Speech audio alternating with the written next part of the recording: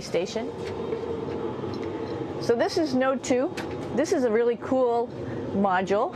Of course, most of these modules you'll see they have 4 sides, and they're put together. That way we could sort of work on a flat plane, either a wall, a floor, another wall, or the ceiling. But you know, again, all you have to do is turn yourself and your reference changes. The reason I'm bringing that up is because this is where 4 out of 6 of us sleep. And so people always ask about sleeping in space. Do you lie down? Are you in a bed? Not really, because it doesn't matter. You don't really have the sensation of lying down. You just sit in your sleeping bag. So here's one sleep station right here. I'm going in right now. You can follow me if you want. So I'm inside. It's sort of like a little phone booth, but it's pretty comfy. I've got a sleeping bag right here that we sleep in, so we don't have sort of like a little bit of a cover. We don't fly all over the place. But you know, you can sleep in any orientation. I have it sleeping, feeling like I'm standing up right now, but like you saw, I'm on the floor. But it doesn't matter if I turn over and I sleep upside down. I can't have it, I don't have any sensation in my head that tells me that I'm upside down, so it really doesn't matter.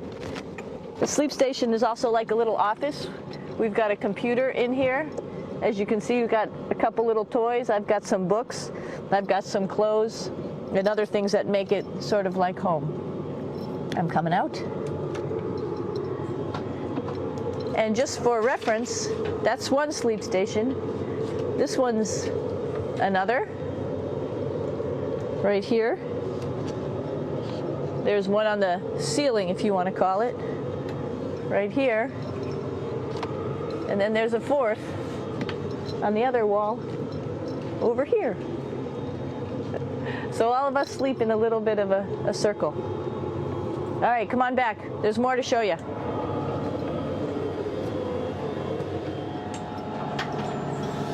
I know that there's some questions about how to use the bathroom and how do you actually live in space like normal, like at home. I mentioned real quickly about getting up in the morning and brushing your teeth and washing your face. Well, how do you do that? Well, here is the bathroom, essentially. You get up in the morning and we have a little kit, and it has all the essential things that you need, like your toothbrush and toothpaste and brush.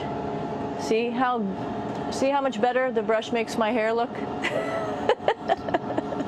I'm just joking. It still stands up straight. It doesn't matter where you are. It's always going to stand up straight while you're up in space.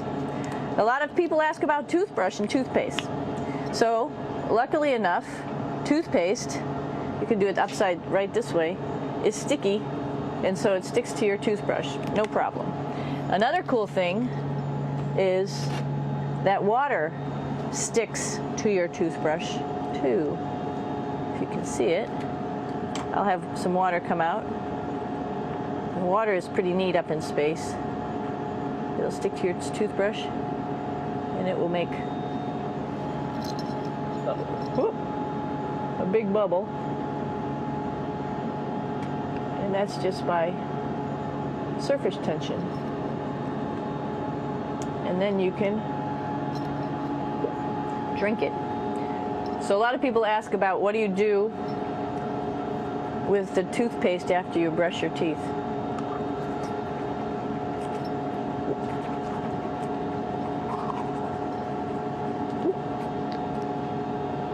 Two options. Swallow it, and it's sort of like mouthwash, but it tastes a little gross. Or you can just spit it out in a paper towel, and then you don't have to worry about it. Swallowing thing I wouldn't recommend at home. I'm only up here for 4 months, so it's not that bad. One of the most pressing questions about living in space, of course, is the bathroom. So let's take a look at that little piece of work. Come on in.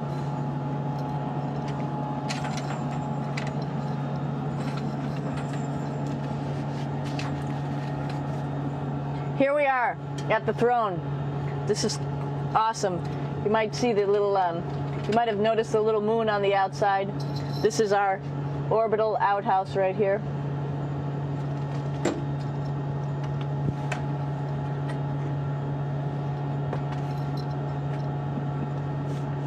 And of course, it serves for two functions. Number 2, right here. I'll show you. But you see it's pretty small, so you have to have pretty good aim, and you be ready to make sure things get let go the right direction. And it smells a little bit, so I'm closing it up. And that's of course for number 2. And this guy right here is for number 1. So they're sort of two slightly separate functions, but you can do a little, essentially both, by hanging on right here and doing number 1 and number 2. I might add it's color coded, so you really don't get it mixed up, which is nice. This is yellows for number 1. And also there's a selection of paper. People always ask about toilet paper. What do you do with toilet paper? What kind of toilet paper do you have? We have gloves, just because sometimes it does get messy. We have some Russian wipes, which are a little bit coarse if you like the coarse type of toilet paper. We have some nice tissues, which are nice and soft if you like soft toilet paper.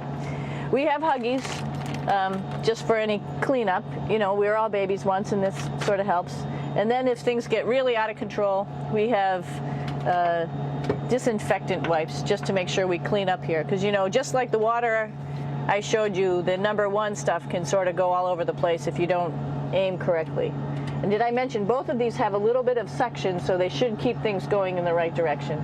But like I said, sometimes things get a little out of control if you are out of control yourself flying around. So we have lots of protective stuff. And of course, you do have your privacy. There's a little door, so other people know that you're in there. Here's a pretty cool place. This is sort of like in your house where everybody meets in the morning. After you wash your face, brush your teeth, you want to find something for breakfast. And this is our kitchen. You might notice there's all sorts of foods here.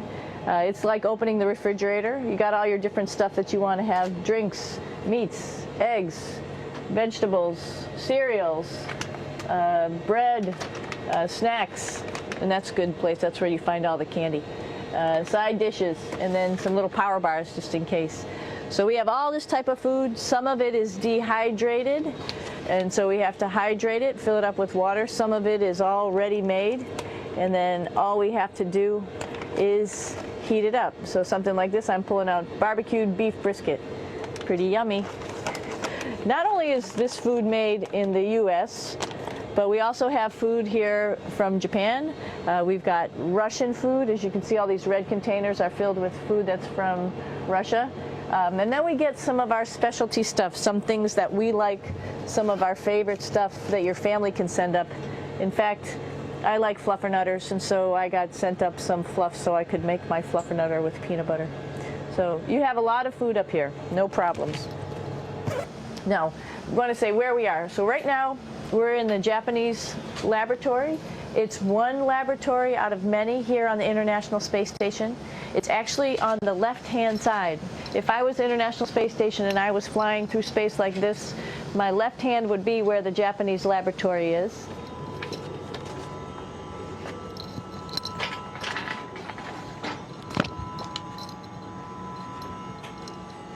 So now again, we're on the right-hand side, all the way on the right of the International Space Station. This is Columbus, the European module. It has science experiments all over. You could see it looks a little bit crowded. And here we do a lot of our medical experiments.